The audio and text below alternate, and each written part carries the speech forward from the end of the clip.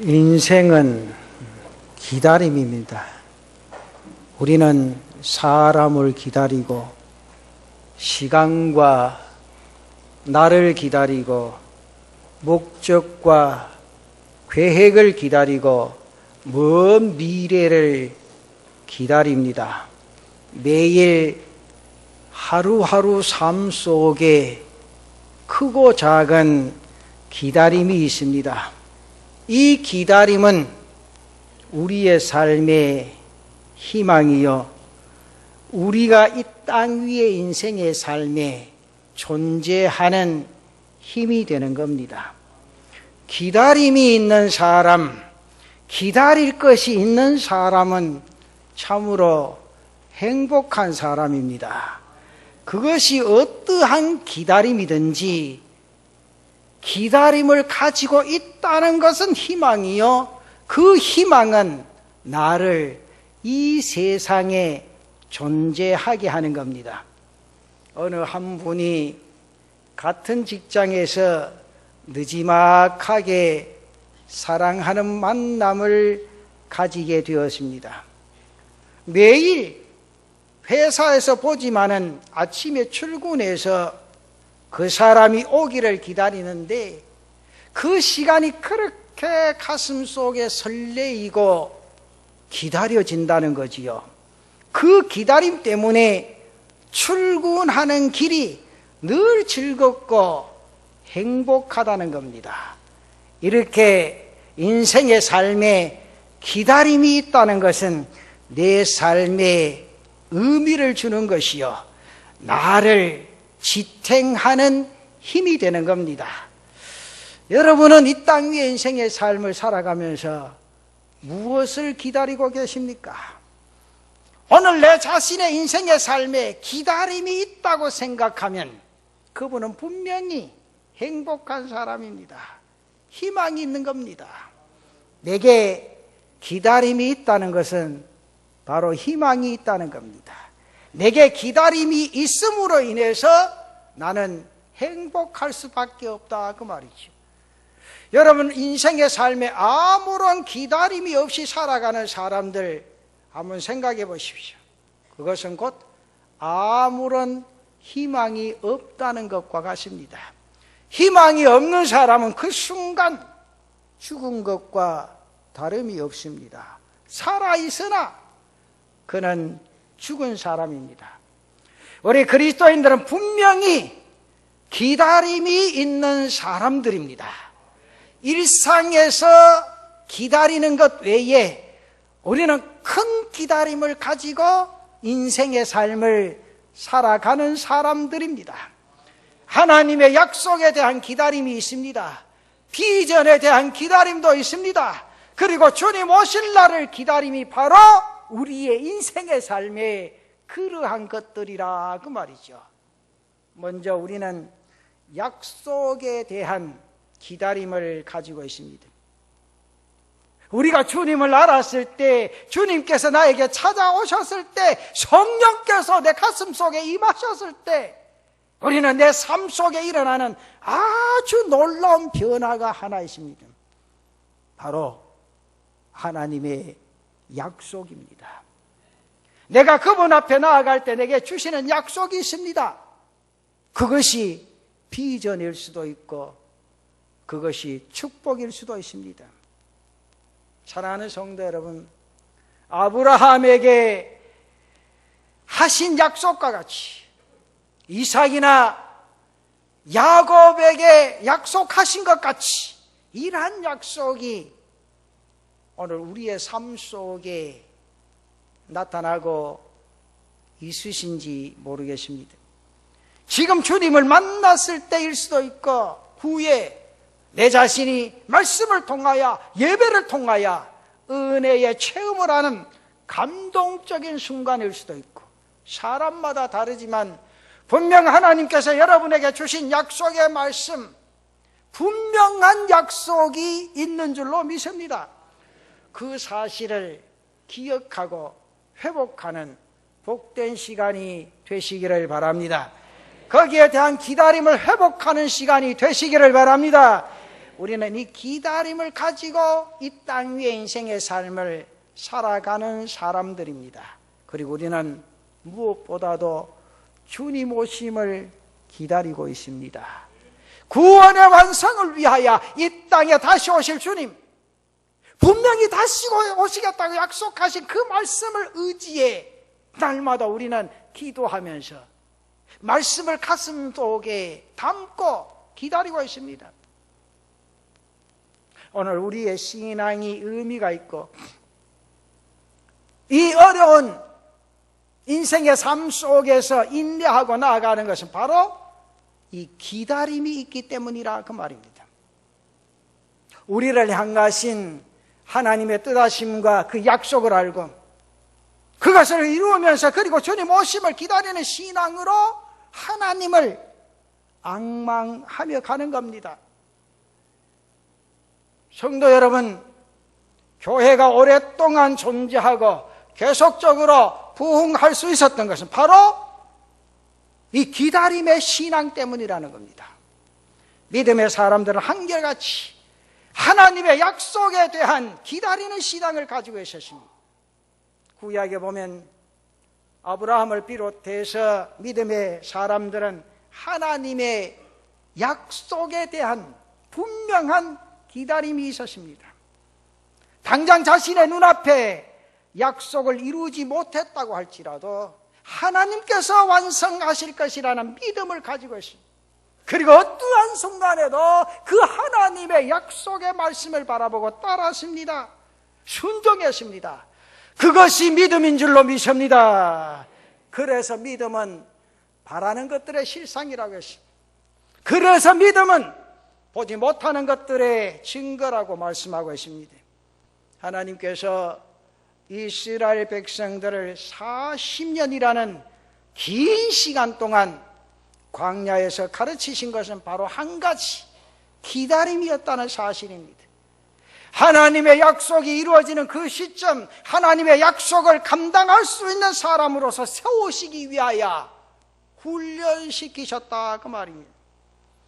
하나님은 우리를 기다리시는 분이십니다. 오늘 이사야서 30장 18절 말씀에 다시 보면 여호와께서 기다리시나니, 여호와께서 기다리신다. 왜 기다리십니까? 너희에게 은혜를 베풀려 하심이요 일어나시리니 이는 너희를 긍휼히 여기려 하심이라. 대저 여호와는 정의의 하나님이심이라. 그를 기다리는 자마다 복이 있도다. 복이 있도다. 하나님께서 기다린다고 하십니다.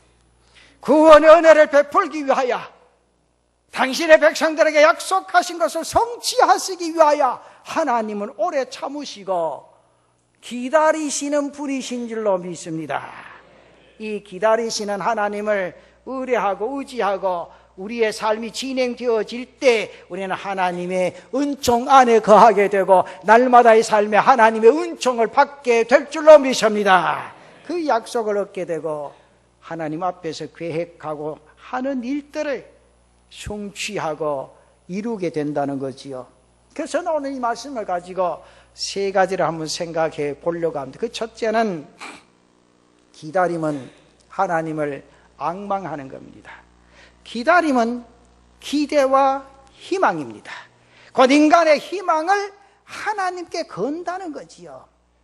아무리 사태가 어렵고 아무리 사태가 우리의 인생의 삶이 힘들어도 우리의 눈에 어떠한 징조가 보이지 않는 것 같아도 하나님께 희망을 가진 자는 복 있는 자인 줄로 믿습니다. 희망을 가진다는 것은 바로 하나님을 앙망하는 겁니다. 하나님께 희망을 가진 사람은 하나님을 앙망하게 된다는 거 말이죠. 앙망한다는 말은 곧 하나님께 희망을 둔다는 의미입니다. 이사야서 40장 31절 말씀에 이렇게 말씀을 하지요. 오직 여호와를 앙망하는 자는 새 힘을 얻으리니 독수리가 날개치며 올라감 같을 것이요 다른 박질하 해도 곤비하지 아니하겠고 걸어가도 피곤치 아니하리로다. 여기서 앙망한다는 말은 바로 기다린다는 말씀입니다. 영어 성경에 보면 하나님을 앙망하는 것이 하나님을 기다리라. up on the road 그렇게 표현하고 있습니다. 곧 앙망하는 자는 하나님을 기다리는 자입니다. 사랑하는 성도 여러분, 우리가 살아가는 이 세태가 어렵고 힘들고 답답해도 날마다 하나님을 기다리는 그 삶 속에 희망을 가지고 이 땅의 삶을 살아가는 성도들이 되시기를 바랍니다. 다시 말씀드리면 하나님께 희망을 두고 살자 그 말이죠. 그래서 NIV 성경에서는 하나님께 희망을 둔 사람이라 그렇게 해석을 했습니다. 하나님께 희망을 두기 때문에 우리는 기다릴 수 있습니다. 하나님께 희망이 있는 사람은 기다릴 수 있습니다. 주님의 오심에 대한 희망을 가지고 있는 사람은 어떠한 순간에도 어떠한 답답함 속에서도 분명히 기다릴 수 있습니다. 언제 오실지 구체적으로 알 수는 없습니다. 주님도 말씀하십니다. 그날은 아무도 모른다. 그 시도 아무도 모른다. 오직 아버지께서만 아실 뿐이라고. 그러나 분명히 말씀하시기를 곧 오시리라 분명히 말씀합니다. 이에 대한 희망을 가지시기를 바랍니다. 희망을 가진 사람은 기다림입니다. 하나님을 낭망하는 사람은 어떤 순간에도 기다리게 될 줄로 믿습니다. 이 믿음 안에서 새로운 희망과 용기를 가지고 담대하게 달려가는 제단의 성도들 되시기를 축원합니다. 두 번째는 기다림은 인내라는 겁니다. 희망이 있는 사람은 인내할 수 있습니다. 낙심하고 불안하고 두려워하는 사람은 희망이 없는 사람입니다. 그 머릿속에 마음속에 벌써 희망이 잃어버려졌다 그 말이죠. 그러나 약속 있고 희망이 있는 사람은 인내할 수 있습니다. 약속을 이루실 그 시간을 기다리면서 그때를 기다리면서 인내할 수 있다 그 말이죠. 우리 성도들은 인내할 수 있는 은혜가 있기를 바랍니다. 필립 켈러라고 하는 사람이 쓴 하늘 끝이라는 책이 있습니다.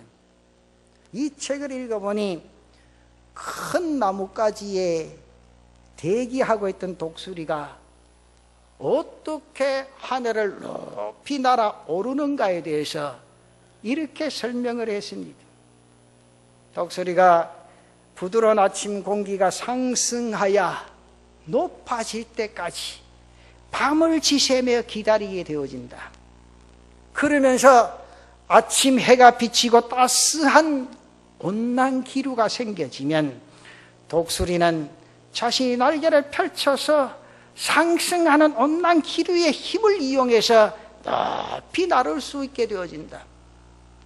일단 상승 공기가 올라가기 시작하면 하늘로 치솟는 독수리가 해야 할 일은 단 한 가지 있는데 단지 공기가 상승 이동의 중앙에서 날개를 넓게 펼치는 일이다.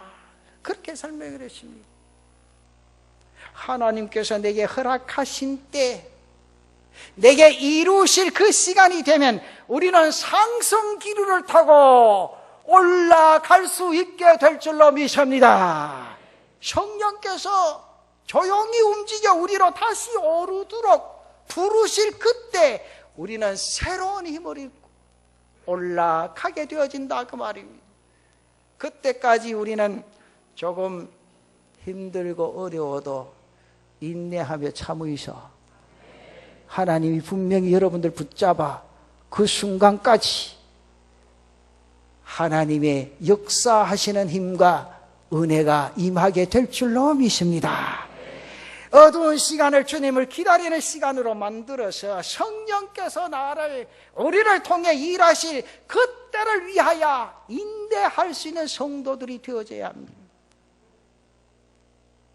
공부하는 학생들도 그날을 바라보며 인내하고 열심히 책을 펼쳐야 됩니다.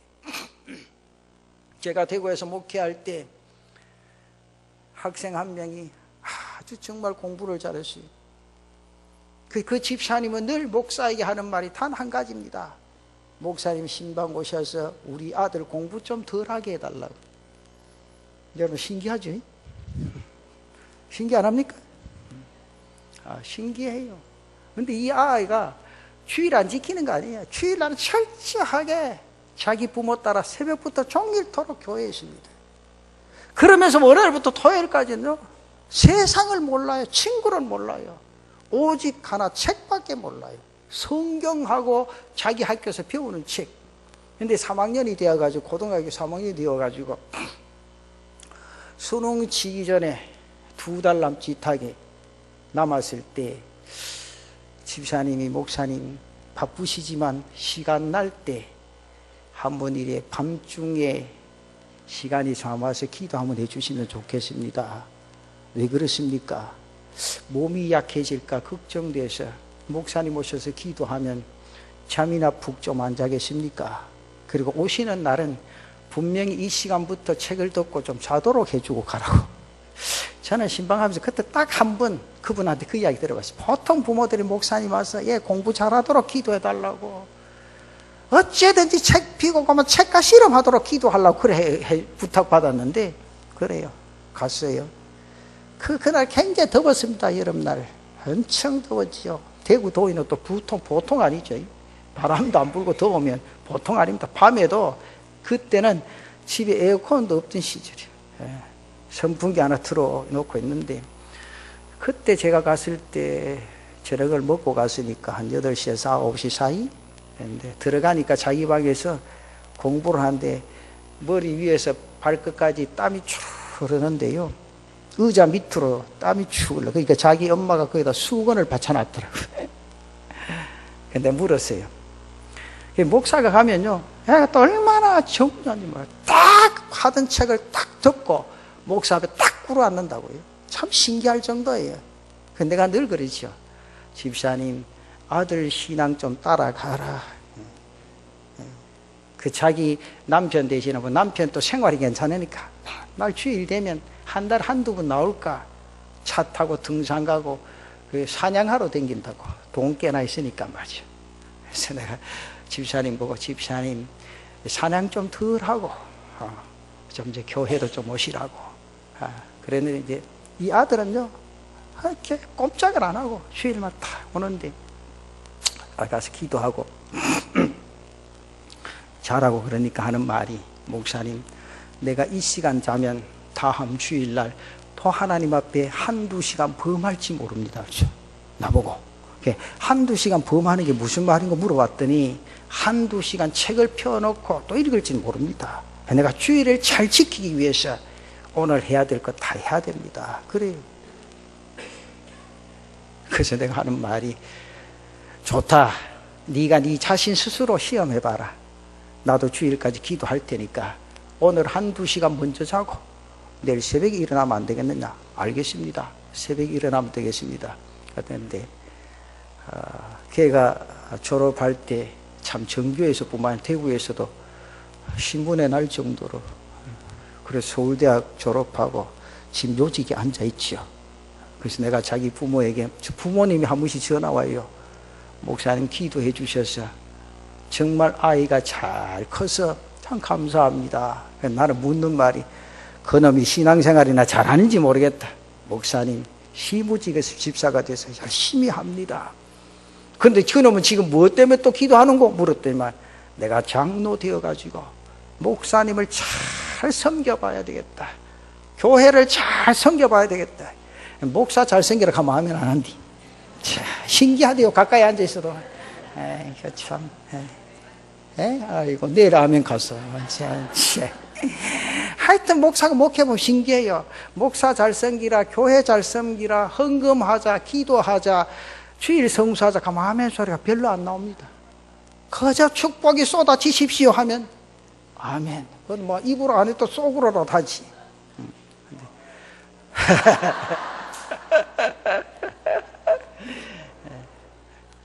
그 친구가, 그래서 그 친구가 하는 말이 딱 이 설교 말씀을 준비해서 기억이 나요. 근데 물었어요. 왜 그렇게 열심히 하느냐? 목사님, 이제 딱 몇 달만 지나면 내게 희망이 있지 않습니까? 자, 대학 들어가면 이 노임에서 벗어나고 내가 할 수 있는 공부를 마음대로 할 수 있는 것 아닙니까? 지금은 제도상 이 과목을 다 해야 내가 가질 수 있는 것을 얻을 수 있고 희망이 있는 거 아닙니까? 이 공부하는 사람들의 자세요. 좀 잘하는 사람들. 알았는기요? 앞에 좀 아멘 좀 해봐라거나. 그는 가 이야기고 내하고 틀림니까나. 그래요. 우리도 마찬가지입니다. 여러분, 왜 목사가 기도 많이 하자, 주일 지키자, 말씀대로 살자, 왜 그럽니까? 누구를 기다립니까? 기다리는 사람 없습니까? 여러분 어디로 갈 겁니까 이제? 이거 주여, 그건 왜 안 해? 하늘나라 가서 주님 앞에 섰을 때 잘했다 칭찬받기 위해서 그렇게 살자 그 말이요. 그날을 바라보며, 주님 재림하실 그날을 바라보며 우리가 감당해야 될 일들을 믿음으로 감당하고 참고 인내하면서 하나님의 뜻을 이루어 가보자 그 말이요. 그런 삶을 살아갈 수 있는 은혜가 있으시기를 바랍니다. 다윗은 사무엘에 의해서 이스라엘의 차기 왕으로 기름 받은 사람이죠. 그것을 누가 하셨습니까? 하나님께서 하신 일입니다. 이 다윗이 골리앗과의 싸움에서 승리한 후에 사울의 신임을 그런데 사울의 신임을 얻지만 사울은 천천히요, 다윗은 만만히로다. 그 백성들의 그 칭송에, 그리고 그 속에 악신이 들어가서 다윗을 어떻게 하려고 합니까? 죽이려고 따라가지. 다윗은 사울에게 여러 번 죽음의 고비를 넘기게 됩니다. 결국 다윗이 그와 함께 할 수는 없겠다 생각하고 다윗은 사울의 곁을 떠나서 광야에서 블레셋으로 전진하면서 지냅니다. 그러한 과정에서 다윗을 죽이기 위해서 쫓아온 사울을 쉽게 죽일 수 있는 기회가 다가오죠. 성경에 그 몇 번 다가옵니까? 너무 하려고 하지 마세요. 그래야 목사가 설교할 때도 힘이 나지. 성경에 보면 2번 나타납니다. 한 번은 어디입니까? 엔게디 동굴에서, 또 한 번은 십항무지에서 있을 수 있습니다. 다윗의 수하들은 이것이 하나님께서 주신 절호의 기회라고 다윗을 부추깁니다. 근데요, 성경의 내용 보면 다윗이 얼마나 훌륭한 인격을 가진 사람인가를 알 수 있죠. 다윗이 뭐라고 합니까? 다윗이 하나님께 기름 부은 사람을 내가 함부로 할 수 없다. 이 말이 뭡니까? 다윗은 하나님의 권위에 대해서 절대적으로 순복했다는 거예요. 하나님은 질서의 하나님이신 줄로 믿습니다. 교회가 질서가 서서 달려갈 때 하나님의 능력이 임하게 될 줄로 믿습니다. 하나님이 세우신 자에게 다윗은 내가 함부로 할 수 없다. 어떤 일이 있어도 하나님이 하실 것이라. 그리고 아무리 자신이 기름 부음을 받았다 할지라도 하나님이 세우실 때가 있음을 알았고 그것을 인내하면서 기다릴 줄 알았습니다. 그래서 그는 교만하지 아니했습니다. 함부로 하지 아니했습니다. 때를 기다릴 줄 알았습니다. 우리 성도들도 날마다 그 때를 바라보고 달려가는 은혜가 있으시기를 바랍니다. 하나님께서 그를 높이 날아 오르도록 만드신 그때에 다윗은 모든 사람들이 환영하는 가운데 이스라엘의 왕으로 등극을 하게 됩니다. 여러분, 기다림은 이런 겁니다. 내가 자의적으로 임의로 하려는 것이 아니라 하나님이 하시는 때, 하나님께서 이루실 그때, 그리고 오실 그때를 기다리는 겁니다. 그것이 진정한 기다림이라 그 말입니다. 여러분, 그분을 기다릴 수 있는 은혜가 있기를 바랍니다. 그래서 하나님 말씀 가운데 서야 합니다. 그래서 하나님의 뜻대로 살아야 합니다. 말씀 안에 거해야 됩니다. 그 주님 기다리는 사람의 삶이 우리의 삶 속에 나타나줘야 된다 그 말이요. 그래 살아갑시다. 진짜로요. 그리고 마지막 결론적으로 세 번째는 기다림은 준비하는 겁니다. 기다리는 사람은 준비합니다. 기다림은 절대로 막연한 것 아니지요. 아무런 준비도 없이 아무런 일도 하지 아니하고 편법이나 의미 없이 무조건 기다리는 것 아닙니다. 한 달란트 받은 종이 그 받은 달란트를 땅에 묻어두고 주인이 오기를 기다립니다. 그에 대해 주인이 하신 말씀이 무슨 말씀입니까? 마태복음 25장 26절 보십시다. 그 주인이 대답하여 이르되 어떻다고? 악하다. 또 어떻다고? 게으르다. 딱 두 가지입니다. 악하다, 게으르다. 나는 심지 않은 데서 거두고 해치지 않은 데서 모으는 줄로 네가 알았느냐? 알았느냐? 악하다, 게으르다. 여러분, 예수 믿는 사람 악하면 안 됩니다. 게으르면 안 돼요. 예수 믿는 게요 쉽습니까? 이거 부지런해야 돼요. 여러분, 다른 사람 잠잘 때 일어나야 돼요. 제가 지난번에 종합검진받는다고 병원에 갔더니 의사가 하는 말이, 목사님 잠 좀 자이소. 나보고 그래. 내가 왜 잠 안 자는 게 편안하냐고. 잠을 자야 모든 피곤이 풀리는데, 나보고 물어요. 목사님은 도대체 몇 시간 자느냐고. 당신 예수 믿기 당신도 알 거 아이가 목사 생활. 우리 목사님 안 그런 것 같다 이거 그러다고. 안 그런 것 같아도 다 그렇다 내가. 한평생 3시 반에서 4시 사이 일어난다. 그럼 일어나서 교회 가면 성도들 오기 전에 1시간 이상씩 기도하고, 그래서 마치면 내 방에 가서 내 할 일 하든지, 안 그러면 집에 가서 일하고, 그리고 8시 반 되면 정상적으로 출근한다. 그랬더니 깜짝 놀라요. 그럼 도대체 밤에는 몇 시에 잡니까? 저녁 잡수면 한 8시에 주무시면 그래도 8시 자도록 교인들이 가만히 놔두나? 9시 돼도 전화하고 11시 돼도 전화하고 새벽 2시도 신방 오라 가는데 하는 말이, 그때는 부목사 보내면 안 됩니까? 부목사는 사람 아이가. 나는 자고 부목사는 일어나야 되나? 그때는 왜 부르겠노? 담임 목사라고 부르지. 내가 그랬더만, 와, 그러십니까? 목사님들 다 그러시면 나는 생각할 때 다 그렇다. 전화하면 안 가고 어째 누워있노? 누워있어도 잠도 안 한다고 막 벌떡 뛰 갔다 와야 되지. 예. 여러분, 예수 믿는 게요, 제가 처음에요 그렇게 교회를 섬기다가 처음에 며칠을 목사님 도저히 안 되겠다고 쉬시라고 그랬는데요, 일주일 5일을 주는데 월요일부터 금요일까지 3일을 잤다는 거 아니에요. 3일을 자고 일어나니까 우리 어머님 하시는 말씀이, 네 죽은 줄 알았대. 흔들어도 안 일라고 밥무락해도 안 먹고, 그래도 일어나더만 밥을 2그릇 먹고 나니까 살은 걷다 이게 나보고. 여러분, 예수 믿는 사람 부지런해야 됩니다. 새벽기도 갔다 오면 피곤합니까? 피곤하고 그런 거 다 하려고 하면 어째 주님 기다리는 사람입니까? 여러분, 어제도 결혼 얘기했지만, 결혼하기 전에 남자가 여자가 만나서 무슨 날을 기다립니까? 결혼 날을 기다립니다. 그때 얼마나 행복합니까? 그죠? 그때는 섹시 될 사람이 전화하면 나갑니까? 안 나갑니까? 암만 피곤해도 나갑니다. 밤 10시 돼도 나가고요.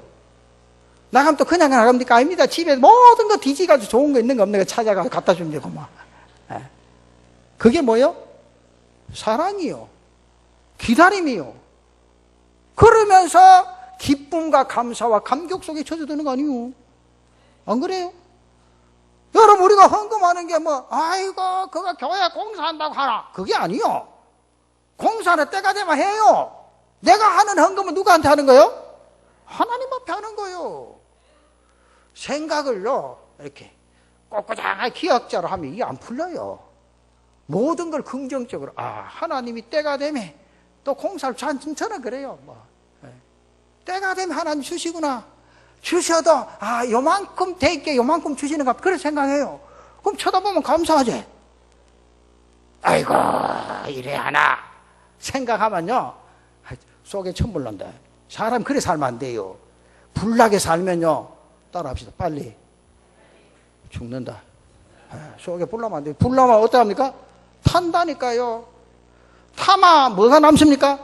죄가 남는다고. 그런 삶을 살지 마요. 내 자신의 가슴 속에 감사가 일어나면 자신의 인생의 삶에 감격 속에 젖어들게 될 줄로 믿습니다. 우리는 감격한 삶을 살아야 돼요. 예수 믿는 사람 믿음으로 살아야 되지만요, 늘 가슴 속에 감사가 일어나야 되고 그 삶 속에 감격이 있어야 돼. 그래서 맨날 인상 다 쓰고 말이야. 아이고, 아니요. 주님이 사신 그 삶을 성경에 한번 봐요. 어떤 순간에서도 부정하지 않았어요. 어떤 순간에도 미치지 않았어요. 하나님이 다 수용하도록 주님을 이 땅에 보내주시고 그 주님을 통하여 내가 예수 믿게 되고 구원의 축복을 받게 된 줄로 믿습니다. 여러분, 주님이 안 참으시면 내가 이 살아남겠어? 아이고야, 죄진 대로 다 갚았구만. 아이고, 전부 불구디 가야지. 우째 살겠어? 그러나 주님이 보혈의 피로 나를 속량해 주시고 죄 씻어 주시니까 이런 예배를 드리는 거 아니요? 감사했어요? 기쁘게 사했어요? 내려가시면서 조금 불편하다. 참 감사하다. 때가 되면 공사를 주시고 때가 되면 또 일하는 사람도 붙여주시고 감사하다. 기도하면서 가보이소. 얼마나 행복한 거. 아이고, 빨리 마치지. 고마 불편하고로. 여러분, 옛날에는 내가 올 때는 이하에 차에 올라오도 못했다. 그랬죠?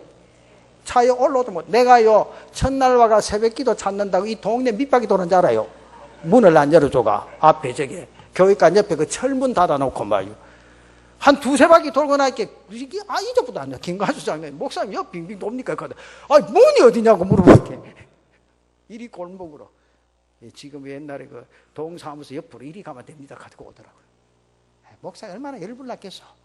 그래도 새벽 기도하고 아이고 하나님 감사합니다. 열불 나면 안 되죠. 수도 물로 싹 씻어주시고 막 주님의 보혈의 피로 꺼주셔. 그렇잖아요. 많은 목사님들이 우리 교회 와서 의문이 있습니다.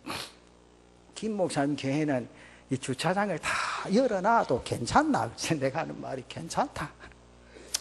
목사가 어떨 때 욕먹을 때도 있다. 내 차에 갖다 놓으면 어때 뒤에 차대가지고 내가 나가기 바쁜데도 안 뺀다. 그 내가 전화하면 당신 누구 욕하면 내 목사다 간다.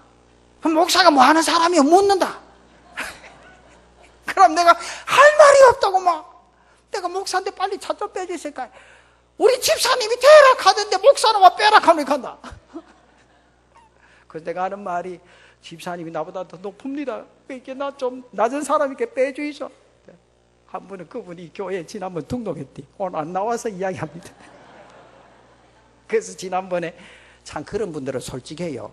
예수를 10년, 20년 믿은 사람은요, 사과를 잘 안 해. 잘못했다고. 진짜 내가 느끼는 거예요. 잘 안 해. 그분 딱 나보디만은 목사님, 그게 벌써 2년 전입니다. 2년 전. 목사님, 죄송합니다. 그때 나는 목사님 뭐 하시는 분 몰라가지고. 그럼 아마 집사님한테 좀 된다 하고 갖다 놓고 됐는데, 지금 목사님 교회에 와보 있기 목사님이 그게 아니네요 하더라고.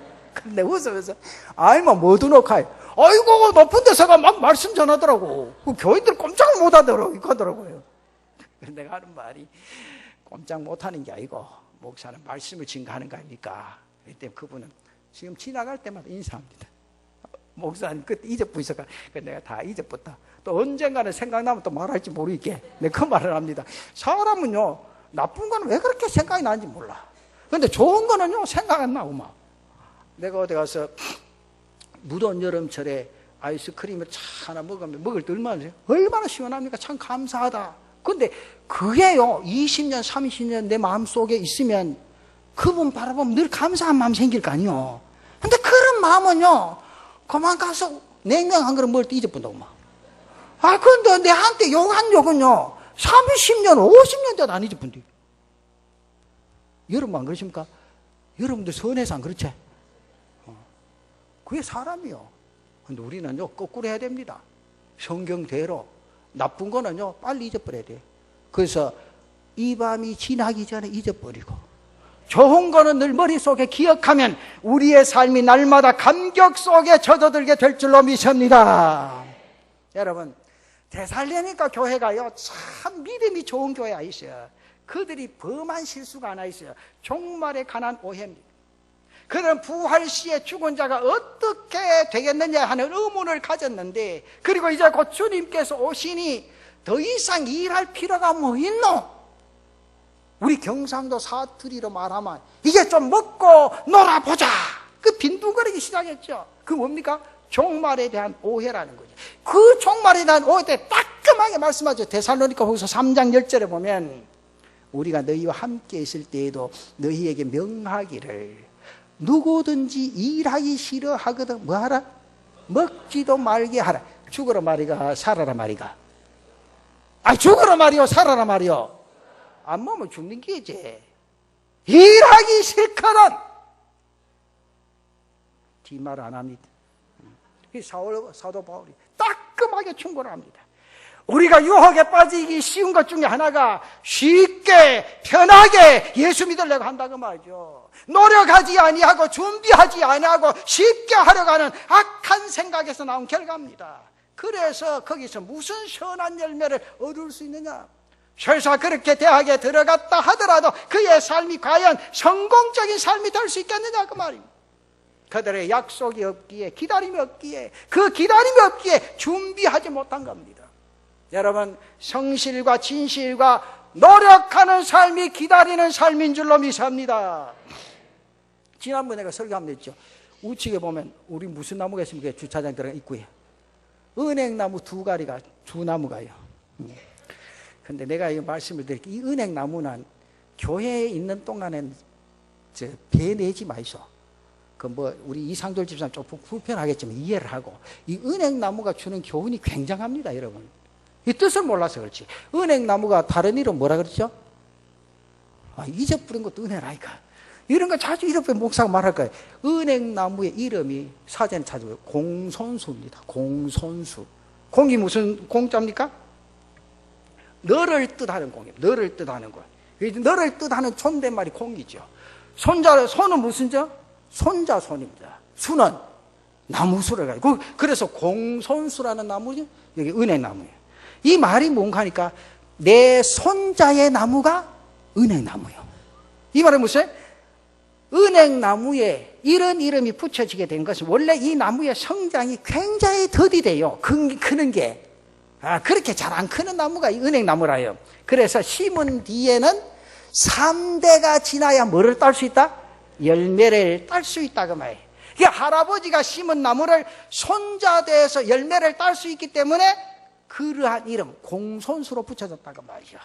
할아버지는 손자대에 희망을 두기 위해서 그것을 심었다고요. 후손은 그거 열매를 기다린다는 거예요. 얼마나 뜻있는 거예요. 장님도 아무리 공사에서도 좀 파지 마세요. 비지 말고 다른 정세 온 거 심든지 하지. 은행나무는요 굉장히 뜻이 많습니다. 그래서 길거리 은행나무도 많이 심는 거죠. 그 뜻도 모르고 댕깁니다 그냥. 이 은행나무의 뜻을 알면요 굉장히 의미가 있는 거예요. 여러분 그렇잖아요? 중국의 한 재상이 길을 가다가 연세 높으신 분이, 머리가 허여신 분 한 노인이 집 앞에서 어린 감람나무를 심고 있습니다. 자기가 가만히 보면 이제 살 날이 얼마 남지 않아 보니 노인이 나무를 심는 것을 보고 하도 이상해서 노인에게 그렇게 물었어요. 노인장, 보아하니 살 날이 이제 그리 많지 않아 보이는데 열매를 언제 거두고 보시려고 나무를 심습니까? 노인이 허허 웃으면서 하는 말씀이, 내가 먹기 위해서가 아니다. 내 손자대 열매가 맺힐 희망을 보면서 심는 것이죠. 이게 바로 기다림의 태도입니다. 희망을 보고 오늘을 최선을 다하는 삶을 통하여 하나님의 뜻을 이루어가는 성도들 되시기를 바랍니다. 하나님을 희망으로 삼으시기를 바랍니다. 하나님을 앙망하는 성도들 되시기를 바랍니다. 그리고 인내하면서 준비하는 삶을 살아가는 성도들 되시기를 바랍니다.